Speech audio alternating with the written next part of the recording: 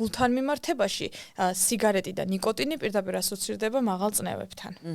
ჩვენ ძირითადად მაგიტო გამოვრიცხავთ ხოლმე, იმიტომ რომ პირველი ავიწროვებს სისხლძარღვას. ხო, ავიწროვებს სისხლძარღვების შემოწმება, ნიკოტინი თავისთავად ამ ეფექტს განაპირობებს, მეორეც ერთი აზიანებს სისხლძარღვის შიგნით ამომფენ ენდოთელიუმის შრე, რაც გვაქვს ჩვენი აზიანებებს იწვევს.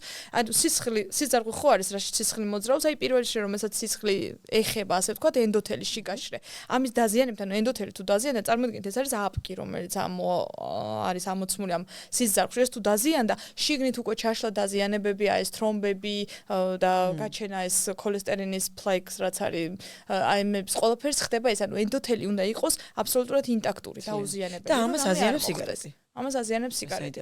ამიტომ ჩვენ პირველი რეკომენდაცია რაც არის, რომ კი ბატონო სასმელთან დაკავშირებით ერთი ჭიქა ვაძლევთ, მაგრამ სიგარეტი ერთი ნაპასით, ასე ვთქვათ, იგივე არის ვეიპინგზე და აიკოსებზე.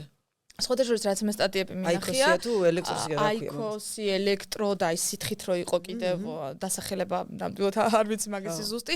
სტატიებით რაც გამოვლინდა, ეს გაცილებით კიდევ უარესია ჯანმრთელობისთვის, ვიდრე ჩვეულებრივი სიგარეტი.